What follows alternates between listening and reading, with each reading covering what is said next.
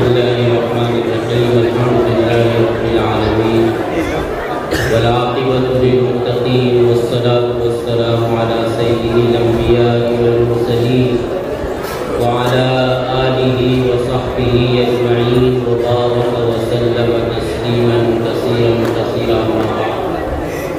أعوذ بالله من الشيطان الرجيم بسم الله الرحمن الرحيم ووصى بها إبراهيم بنيه ويعقوب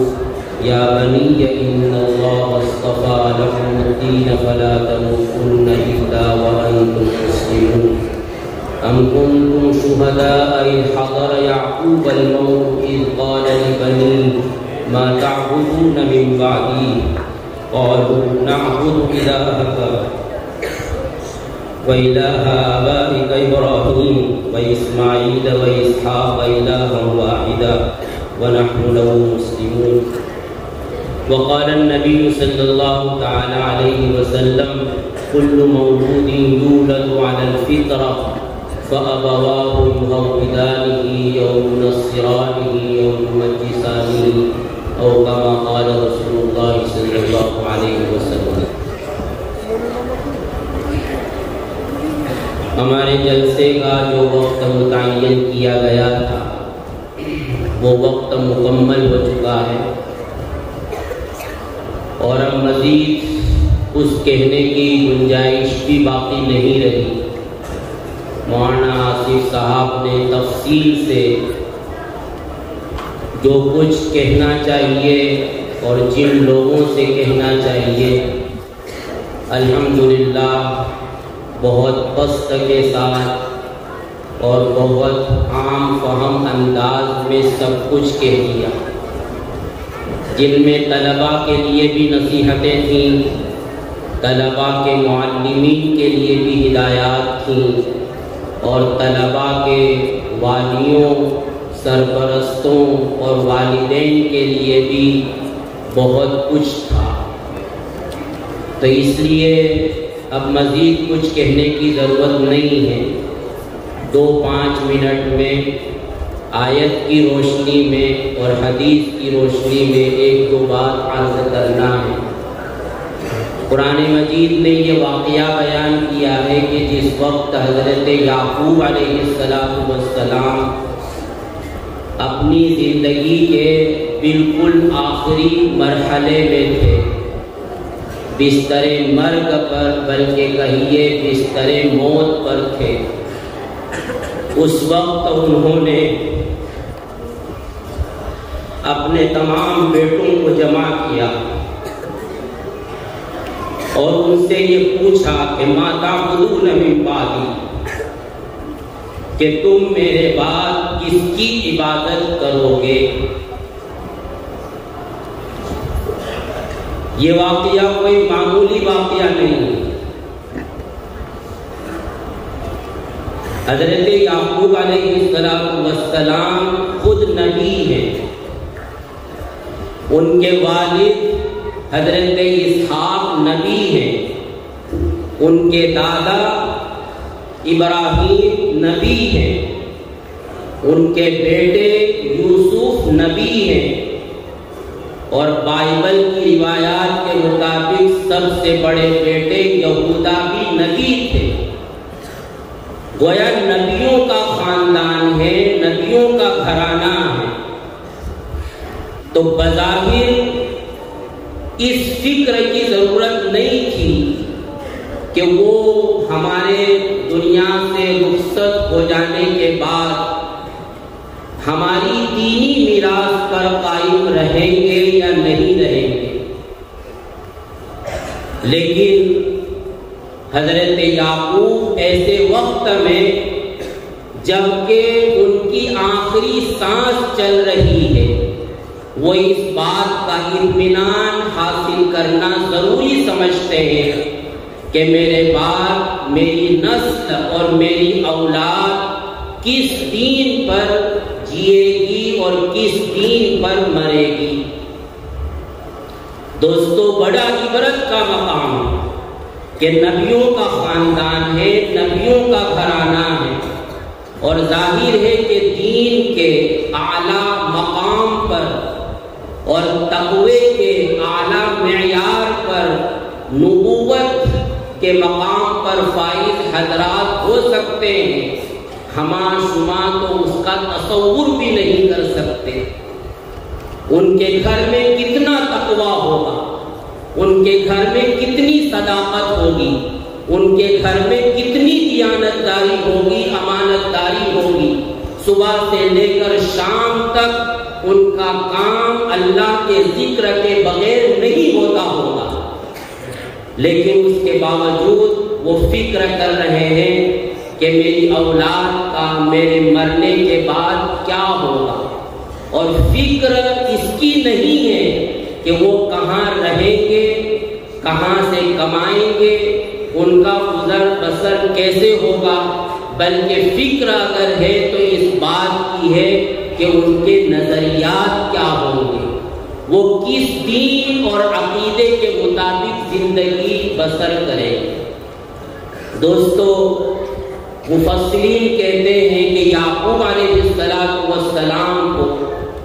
اگرچہ ہو سکتا ہے کہ اپنے گھر کے ماحول سے متعلق اطمینان ہو، لیکن یہ مصر کا واقعہ ہے،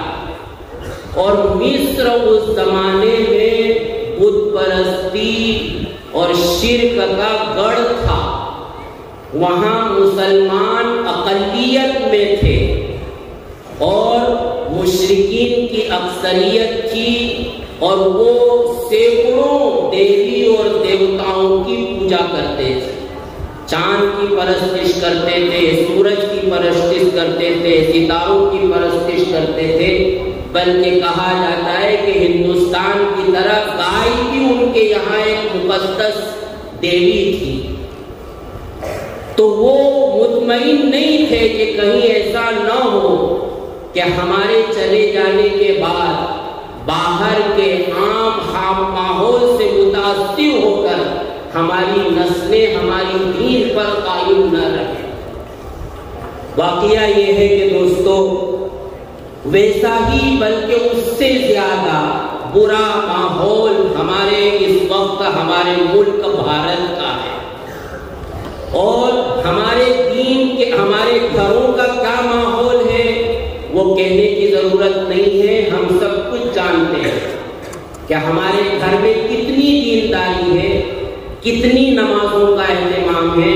تو ہمیں کس قدر اپنی اولاد کے تعلق سے دین کی فکر کرنے کی ضرورت ہے۔ آج دوستو، والیوں سے میں مخاطب ہوں اور گاؤں سے آنے والوں سے میں مخاطب ہوں کہ عام مسلمانوں کی زندگی انتہائی غفلت کے ساتھ گزر رہی ہے، نہ انہیں اپنے دین کی فکر ہے اور نہ اپنی اولاد کی دین کی فکر ہے۔ انہیں صبح سے لے کر شام تک اگر فکر ہے تو اس بات کی ہے کہ کیا کمانا ہے، کیا کھانا ہے، اور اپنے اولاد کے تعلق سے بھی ان کی فکروں کی بنیاد یہی ہے کہ میری اولاد کے لیے کیا ہوگا، وہ کہاں رہے گی، کیا کمائے گی، کیا جاب کرے گی، کیا ملازمت کرے گی، ان کی زندگی کا معیار کیا ہوگا۔ یہی ہماری فکروں کا محور ہے، یہی ہماری فکروں کا مرکز ہے۔ لیکن دوستو، واقعہ یہ کہ اگر ہم مسلمان ہیں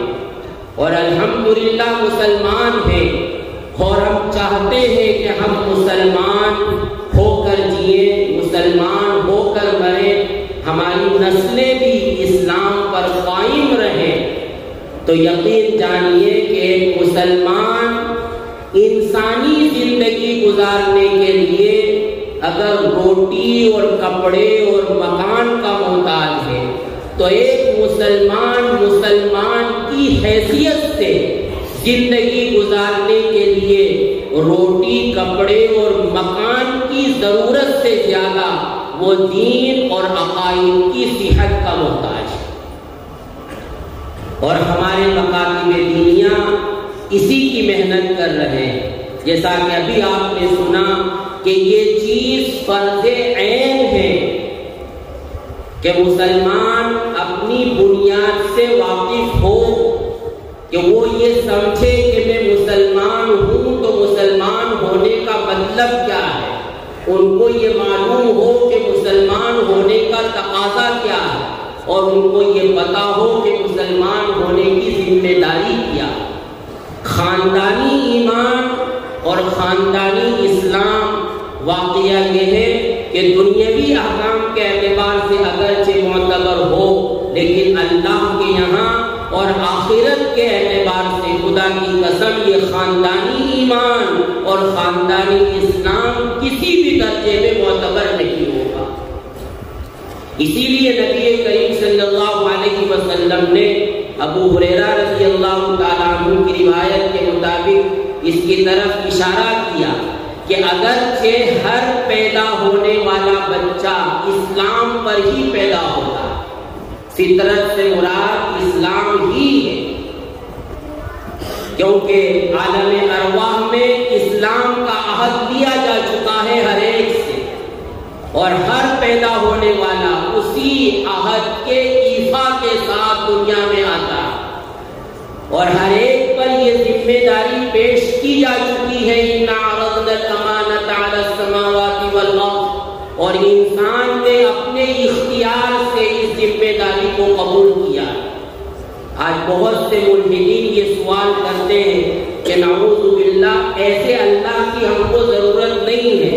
کہ جس اللہ نے ہماری مرضی کے بغیر ہم کو پیدا کر دیا اور پھر وہ ہم سے کہتا ہے کہ تم میری عبادت کرو۔ لیکن دوستو، یہ وہ لوگ ہیں کہ جن کو اپنی حقیقت معلوم نہیں ہے۔ تمہاری روحیں اللہ کے سامنے اقرار کر چکی ہے، اور تم اپنے پورے شعور کے ساتھ اور پورے احساس کے ساتھ اللہ کے سامنے اس ذمہ داری کو اپنے اختیار سے قبول کر چکے ہو کہ ہم اس ذمہ داری کو قبول کر رہے ہیں، اور اسی ذمہ داری کے ساتھ ہم کو جینا ہے اور مرنا ہے۔ تو نہ اللہ نے تمہاری مرضی کے بغیر پیدا کیا ہے، اور نہ اللہ نے تمہاری مرضی کے بغیر تمہیں شریعت کا مکلف بنایا۔ یہ اور بات ہے کہ وہ باتیں یاد نہیں، اس کی اپنی مصلحتیں ہیں، وہ حکمتیں ہیں، لیکن بہرحال ہر انسان اپنی ذمہ داری کے ساتھ اور اپنے پورے شعور کے ساتھ اس بات کے اقرار اور اعتراف کے ساتھ آتا ہے کہ میں اسلام پر جیوں گا اور اسلام پر مروں گا، اور جو ذمہ داری اپنے کاندھے پر لے کر آیا ہوں حتی المقدور اس ذمہ داری کو پورا کرنے کی کوشش کروں گا۔ تو اب ان ذمہ داریوں کو سیکھنا اور ان ذمہ داریوں کو سمجھنا ظاہر ہے کہ ہر پیدا ہونے والے کی بنیادی ضرورت ہوتی، اور اس کے سب سے پہلے مخاطب بچے کے والدین ہیں۔ اسی لیے حدیث میں آگے کہا گیا کہ فَأَبَاهُ يُهَوِّدَانِ، مسلمان تو وہ ہے، اسی لیے حدیث میں یہ نہیں ہے کہ اس کے والدین اس کو مسلمان بناتے ہیں، یہ بھی اس بات کا قرینہ ہے کہ یہاں فطرت سے اسلام مراد ہے، اگرچہ اسلام مراد دینے پر جو شراح کو اشکالات پیش آئے ہیں اس میں بہت سے اشکالات ہیں، لیکن بہرحال روایت کا آگے کا متن یہ خود اس بات کا قرینہ ہے کہ یہاں فطرت سے مراد اسلام ہے، ورنہ جو مقصود تھا ظاہر ہے کہ حدیث میں اس کا ذکر ہونا چاہیے کہ والدین اس کو مسلمان بناتے ہیں، لیکن ذکر نہیں کیا گیا، بلکہ یہ کہا گیا کہ یا تو یہودی بنا دیتے ہیں، نصرانی بنا دیتے ہیں، مجوسی بنا دیتے ہیں۔ تو بہرحال دیگر ادیان باطلہ سے ان کو محفوظ رکھنا، اور جس اسلام کو لے کر وہ ماں کی گود میں آئے ہیں اس اسلام پر باقی رکھنا، یہ والدین کی بنیادی ذمہ داری ہے اور پیدا ہونے والے بچے کی بنیادی ضرورت ہے، اور اس کی قیامت کے دن ہم سے پوچھ ہوگی۔ اور واقعہ یہ ہے کہ ہم میں سے بہت سے وہ ہوں گے کہ جنہوں نے ہم اپنا بچپن غفلت میں گزار دیا، اور ہم جوانی کو بلکہ جوانی کو پار کر کے بڑھاپے کی دہلیز کو پہنچ گئے اور ہم بوڑھے ہو گئے، لیکن بہت سے خاندانی مسلمان ایسے ہوں گے کہ جن کو اسلام کی بنیادی باتیں بھی معلوم نہیں ہیں، اور بس ایک رسمی اسلامی زندگی گزر رہی ہے۔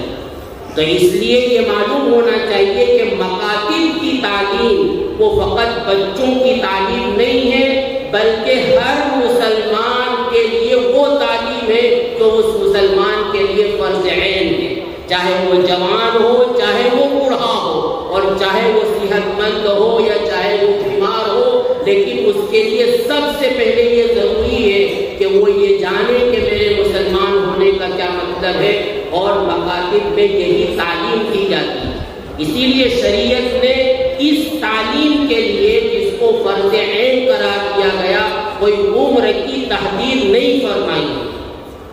بلکہ عمر کے جس مرحلے میں بھی آپ ہیں،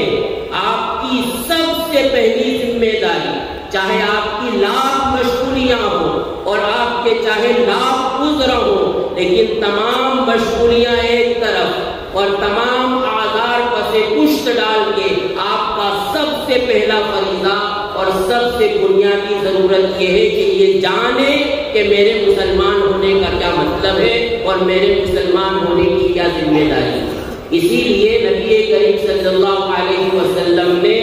مکہ کے حالات کتنے سخت تھے، کتنے دشوار تھے کہ جہاں اللہ کا علانیہ نام لینا بھی مشرکین کو گوارا نہ تھا، لیکن ان سخت حالات میں بھی نبی کریم صلی اللہ علیہ وسلم نے اسلام کی بنیادی تعلیم کے لیے دار ارقم کے نام سے مدرسہ قائم فرمایا، اور اس مدرسے میں آنے والے بچے نہیں تھے۔ اگر حضرت علی رضی اللہ تعالیٰ عنہ 10 سال کی عمر میں اس مدرسے میں تعلیم حاصل کر رہے تھے تو ابو بکر صدیق رضی اللہ تعالیٰ عنہ 38 سال کی عمر میں اس مدرسے میں تعلیم حاصل کر رہے تھے۔ حضرت عمر فاروق رضی اللہ تعالیٰ عنہ 32 سال کی عمر میں یا 27 سال کی عمر میں تعلیم حاصل کر رہے تھے، بلکہ یہ کہا جائے کہ حضرت خدیجہ رضی اللہ تعالیٰ عنہ اسی مدرسے سے منسلک ہو کر 50 سال کی عمر میں اسلام کی یہ بنیادی تعلیم حاصل کر رہی ہے۔ تو یہ تعلیم فقط بچوں کے لیے نہیں ہے، بلکہ جو بھی مسلمان ہے اور عمر کے جس مرحلے میں ہے اور اس کو پتہ نہیں ہے کہ اسلام کیا چیز ہے اور وہ قرآن صحیح پڑھنا نہیں جانتا، کہ جس صحیح پڑھنے کی بنیاد پر اس کی نماز صحیح ہو جائے تو اس کے لیے یہ فرض ہے کہ وہ یہ علم حاصل کرے، اور یہ تمام ضرورتوں سے مقدم نبی کریم صلی اللہ علیہ وسلم جب ہجرت فرما کر مدینہ تشریف لے گئے، ہم سب جانتے ہیں کہ مہاجرین کے پاس کچھ بھی نہیں تھا، خالی ہاتھ مکہ المکرمہ سے مدینہ پہنچے تھے، نہ رہنے کا کوئی انتظام، نہ پہننے اوڑھنے کا کوئی انتظام، نہ کسب معاش کا کوئی ذریعہ، لیکن نبی کریم صلی اللہ علیہ وسلم نے مدینہ پہنچنے کے بعد ان چیزوں میں سے کسی چیز کی سب سے پہلے فکر نہیں فرمائی۔ سب سے پہلے آپ نے جو انتظام کیا تو وہ مسجد کا انتظام کیا، اور مسجد کے ماتحت مدرسے کا انتظام کیا، اور تب جا کر دوسری ضروریات کی طرف توجہ دی گئی۔ تو بہرحال اس کی اہمیت کو ہمیں سمجھنا چاہیے اور ہمیں اس کی قدر کرنا چاہیے کہ آج گاؤں گاؤں، قریہ قریہ، مسجد مسجد الحمدللہ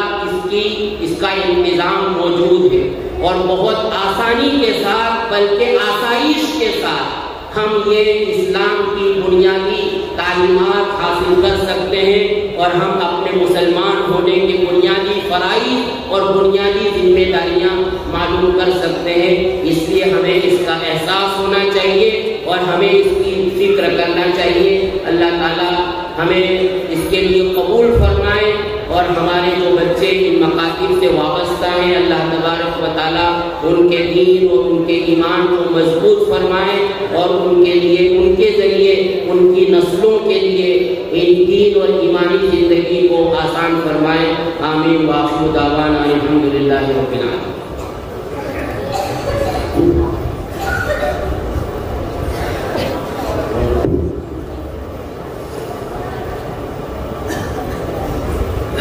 بسم اللہ الرحمن الرحیم۔ سبحان اللہ وبحمدہ، سبحان اللہ وبحمدہ، اشہد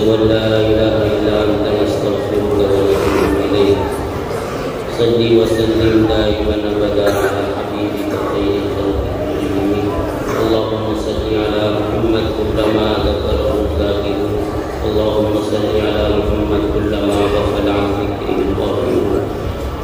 یا اللہ یا رحمان یا رحیم یا حنان یا منان یا بدیع السماوات والارض یا ذا الجلال والاکرام یا اللہ ہم سب کو معاف فرما یا اللہ ہمارے ایمان کی اور ہماری نسلوں کے ایمان کی حفاظت فرما مولا اس حفاظت کا انتظام فرما مولا اپنے دست غیب سے ہمارے لیے اسباب مہیا فرما مولا جو کچھ بھی اس تعلق سے کوششیں ہو رہی ہیں کوششیں کی جا رہی ہیں یا اللہ ان کو پار آور فرما اور ہر قسم کے فتنوں سے ہم سب کی اور ہماری نسلوں کی حفاظت فرما یا اللہ ان کوششوں کو قبول فرما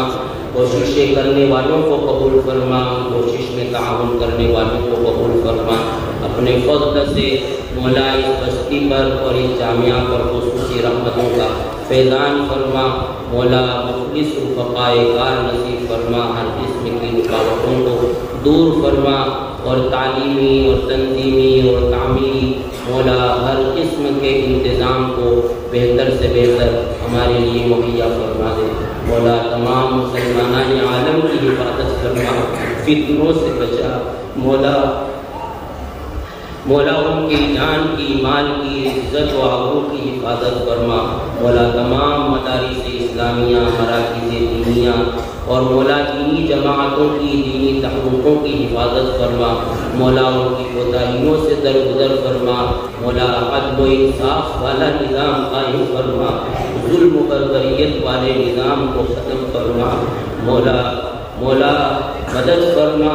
اور فتنوں سے ہماری حفاظت فرما مولا جو کچھ بھی کہا گیا سنا گیا اور سال بھر جن اساتذہ نے انتظامیہ نے ان معصوم بچوں کے پیچھے محنتیں کی ہیں مولا اس کو قبول فرما لے اور ان محنتوں کے نتیجے میں ہماری اور پوری امت اسلامیہ کی نسلوں کے دین کے فیصلے فرما دے آمین سبحان ربک رب العزت عما یصفون وسلام علی المرسلین والحمد للہ رب العالمین